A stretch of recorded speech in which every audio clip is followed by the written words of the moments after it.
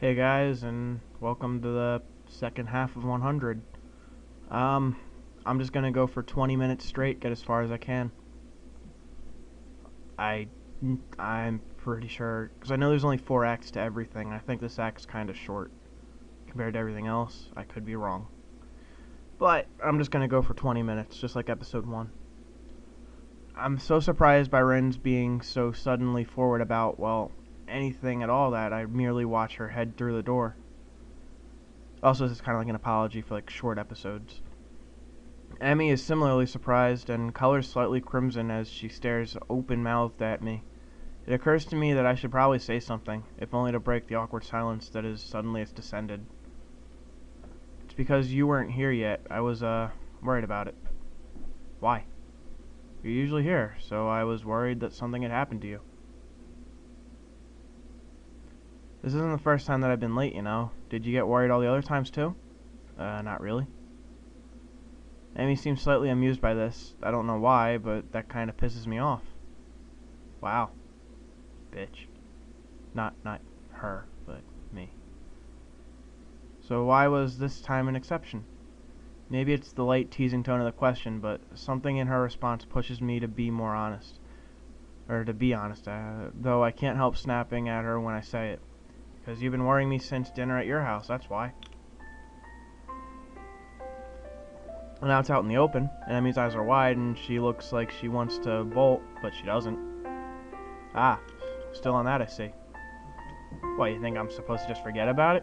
You threw me out of your house. We've been going on for almost a week pretending it never happened. I didn't see you bringing it up either, you know. I know. I'm sorry that was the case. We have to address it, or we'll just keep up this whatever it is we got going right now. Sappy. But I'll do it. It's killing me to look at how you look right now. Did you know that? The circles under your eyes and that distracted look in them, and I can't help worrying that I've caused it somehow. You haven't, trust me. Well, I haven't helped either. Keep pushing you to tell me things you aren't ready to tell me. Maybe I was wrong to try getting your mother to help me out, but I've been so worried about you that I didn't know what else to do. Jingle bells, jingle bells. Well, you don't have to worry about me anymore, okay? I think it's pretty clear we're not right for each other, so maybe we should just stop. Yes! Her face is twisted up as she says this, like she doesn't want to say it, but forces herself to anyway. You don't actually want that, do you? Hell, you can barely bring yourself to say it. Anyway, it won't keep me from worrying about you. Care too much about you to just stop on command. You don't want to tell me what's wrong, that's fine. I won't stop trying to help you, even if it's just standing by you. Stop saying that.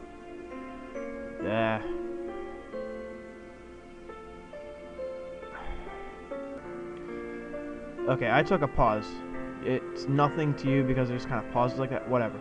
She's shaking now as she looks at me and She's shaking now, and as she looks at me, I can see she's afraid and frustrated and a million different things all at once. I shake my head slowly and take a few steps toward her. You know how your mom told me? You know what your mom told me? She told me you'd never ask for help because you know that you're not strong, or that you're strong enough to, She knows that you're strong enough to get through anything on your own. But that's not the full story, is it? Her eyes get wide and she takes a step back. I keep going because I think I've finally figured it out. Something tells me I won't get another shot. I've put it off for far too long as it is. There's no harm in having someone help you, unless you're worried about needing help in the first place. You're scared, aren't you? Because of... I trail off because I don't know for certain what happened to Emmy's dad, and I don't want to jump to a conclusion. Well, never mind why, but it's okay to be afraid. You've been running from it and from me for so long, even though you know eventually you have to turn around and face your fear. And I'm gonna be there to help when you do. I won't stop because I don't think you'd want me to. You can understand that sort of determination, can't you? I can see that I've gotten through to her, but she quickly falls back to anger and tries to push me away again. Back on your white Charger, Sal? Gotta help the poor cripple face her emotional problems? What do you know about me? What do you know about me? I'm sorry I did that. I'm so sorry. And about what I've already had to face. You think 2 months of learning to walk again was fun? But I did it. And after I did that, I had to... For a moment, it seems as if she's gonna say something else, but she cuts herself off. After all that, you don't think you can get past your fear? I mean, I can't fathom what you've been through, but to come through it and still be the sort of girl that you are, well, it makes me think that you have even more strength than you think. So I'm not gonna help you because I think you need rescuing. I don't want to be the knight, or a knight rescuing a damsel in distress, but even knights helped each other out, you know? I want to help you, even though I know you can do it on your own. For a moment, it looks like Emmy's going to break down completely, but she doesn't. Tears run down her face, but she stares at me steadily. Why are you trying so hard to help me? I'd say that it's because I owe you one for helping me out when we first met, but that wouldn't be the truth. Truth is, I just want you to be happy, because I love you. Had I ever said that before? We've been in a relationship, and it's been pretty obvious that I love her, but did I ever actually speak the words? What'd you say? Say it again, savoring the feeling of being able to say it at all. Being able to say it and mean it. Emmy seemed stunned. I said, I love you, Emmy. I love you. Just you. And that makes me want to stand by you, no matter what you have to face. I'm wrapped in a fierce hug then as Emmy begins to sob against me. I'm sorry. I'm so sorry about everything, but I'm so scared of Sal. I'm so scared of losing you, and I love you too, but I can't lose you. I'm sorry. That's how I imagine she sounds babbling. Just like that. Nothing else.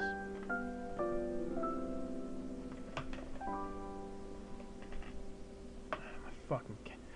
You know I was just praising my cats a couple episodes ago? Yeah. You're fucking stupid. I hold her quietly, shushing her until she settles down. She steps back, a little more composed. Will you come with me tomorrow, back to my house? There are some things I need to show you if I'm gonna do this. Of course, maybe this time we can leave together instead of separately. Emmy grins a sudden flash of brightness that seems more genuine than anything I've seen in the past week. Yeah, maybe. The lunch bell rings and I curse the universe's poor sense of timing. You free tonight? We can talk more then, right? Emmy shakes her head. Sorry, Sal, but I'm still helping the track team. Plus, I don't think it would be good if we talked this overnight. I'm gonna be too tired to think properly, and I want to be able to tell you everything without screwing it up. You can wait, right? Even now there's a bit of fear in her voice. I smile and rest a hand on her shoulder. Alright, I'll be waiting. And he gives me a quick kiss before she heads for the stairwell. Thanks, Sal. See you tomorrow. Wouldn't miss it. I head down the stairs with a feel of her lips on mine, suddenly aware of how much I've missed that sensation. I'll have to remember to thank Rin for getting us to talk to one another. Although it's possible she won't even realize what she's done. Still, if not for her, I doubt I'd have ever been able to confront Emmy again. I guess I needed more help than I realized. Tomorrow, however, I'll need to stand alone through whatever Emmy is trying to work herself up to doing. I'll be up to the task, I hope.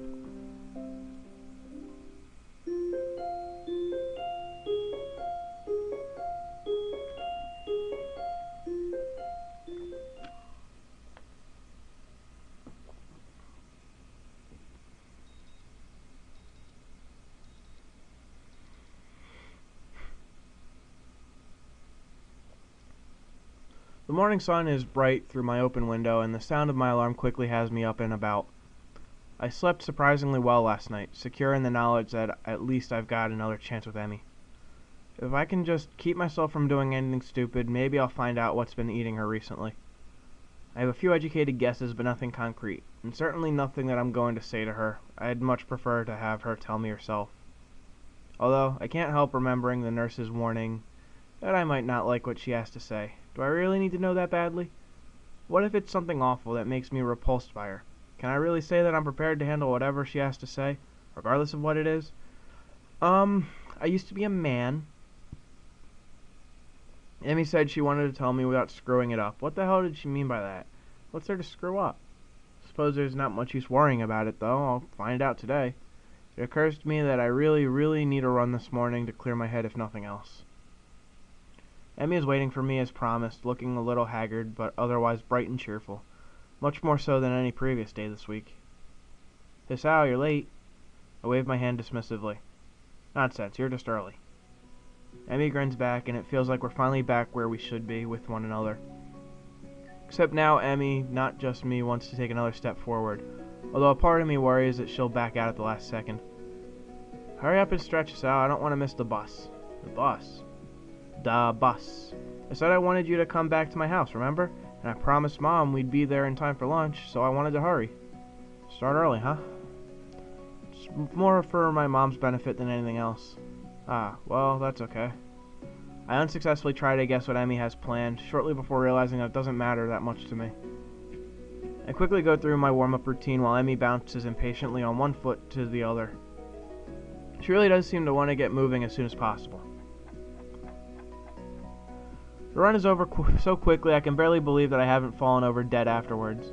Emmy sets a blistering pace, and I, in my foolishness, keep up with her.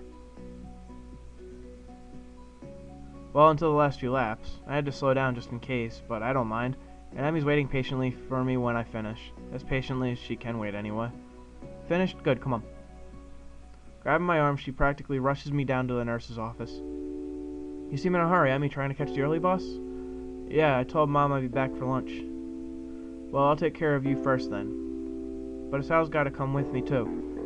The nurse raises a single eyebrow at this statement and peers at the two of us searchingly. "Really? Today, huh?" Emmy's response is a nod, followed by a surprisingly shy grin. "Well then, we'll make this quick."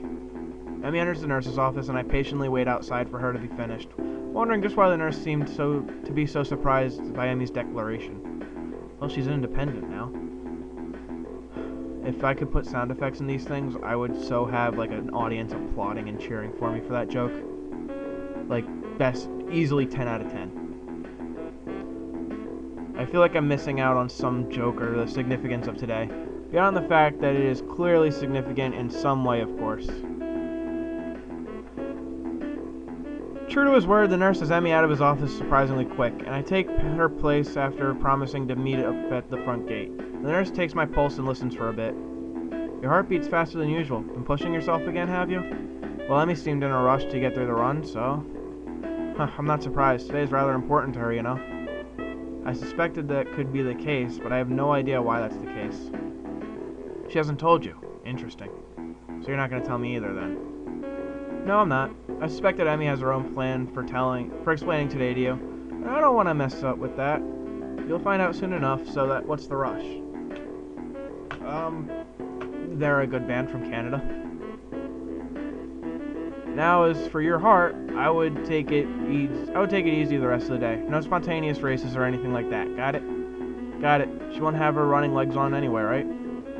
No, but if you think that's something that, if you think something like that's gonna stop her. Good point. I don't think it'll be much of an issue today, of all days, but still. If he's trying to reassure me, he's doing a terrible job. I'm quickly becoming more and more worried about what today could be for. Like suddenly finding out Emmy's in a cold or something. At the same time, if today is such a big deal and Emmy wants me to be with her for it, then maybe she really does want to grow closer to me. Maybe this will be the answer to all the riddles, to the sleepless nights and the sudden mood swings. Either way, I barely remember to thank the nurse before taking off as quickly as I dare from my room to get a shower and throw on some decent-looking clothes. If today is as important as it seems to be, I should dress appropriately.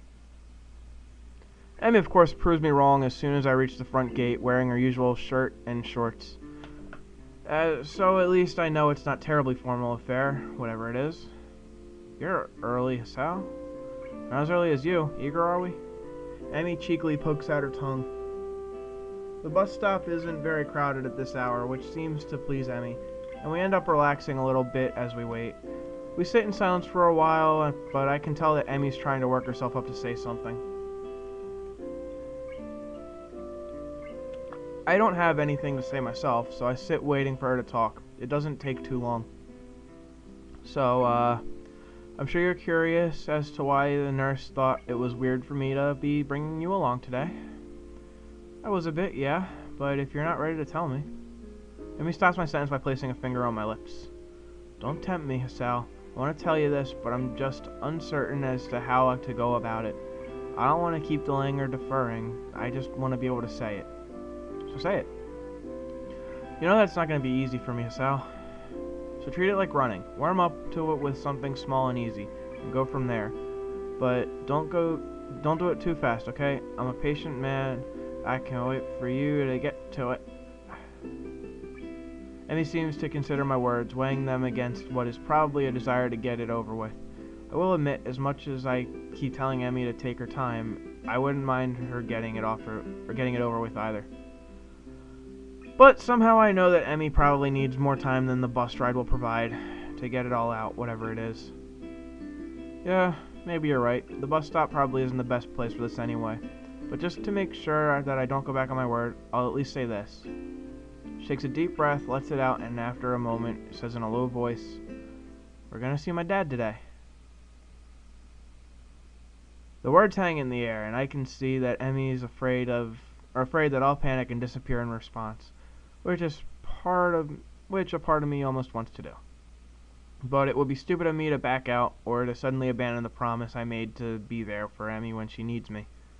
The nurse thought it was so weird of her to bring me along. She doesn't bring anyone along, or at least I'm willing to bet that she hasn't before today. The day seems to take on an even greater significance. What has it taken Emmy to even get this far? Ah. And why is that the best I can manage as a response? Yeah. I don't know what I should say. Nothing, I think. Just promise that you're gonna come with me. Of course, you know I will. Emmy smiles wanly. I think it says wanly. Or is it wanly? No, wanly would have a J-A-U. Hey, she's smiling like wanly. Looking a little relieved. Like I said, if I could edit things, I would have so much applause.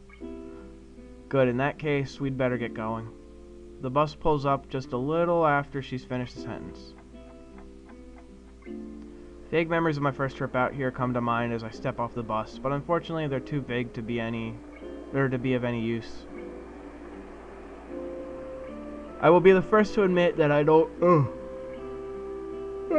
Well, that yawn came out of nowhere. Be the first to admit that I don't quite recall how to get to Emmy's house, so I let her lead the way. She seems content to walk in silence, and I myself have no idea what I could possibly say. So the two of us arrive at her house, having said nothing since getting off the bus. Emmy's mother opens the door and doesn't seem surprised to see me standing next to her daughter. I expect that Emmy would have phoned ahead to let her mother know the change in plans. Emmy, Hasao, you're just in time. Lunch is just about ready. Great, I was afraid we might be running late. As fast as you were going this morning, I doubt there was much of a chance of that. I certainly hoped she wasn't too much of a bother, Sal. She tends to get a little paranoid about being on time when food's involved. I hadn't noticed. This earns me a swat on the arm from Emmy, who, despite the serious nature of our conversation on the bus and the almost brooding quiet walk, has quickly become cheerful again. I am brute. I just saw Guardians of the Galaxy a couple days ago. It's a great movie. 10 out of 10. I'll give my opinions in like a battle or something. Like Pokemon, when it doesn't really matter. But yeah. I'll just get on with the story. It's a good movie. You should see it. I recommend it. Probably to keep her mother from worrying about whatever it is. Emmy plans to tell me later. Yeah, I read it. This is the bar Zaki ushers us in, and I'm actually gonna... It's been 20 minutes, just about. So, I'm actually gonna try and finish this story today. I think I can do it in half an hour. Or, you know what, no, I'll just finish it tomorrow. I got most of tomorrow to read. So yeah. Thanks for watching this session, everybody. You know, we had fun, we laughed, we cried. We did nothing else. We just really talked over a book. And by we, I mean me. You had no part in this except watching it. Have a good day, everybody. I'll see you tomorrow.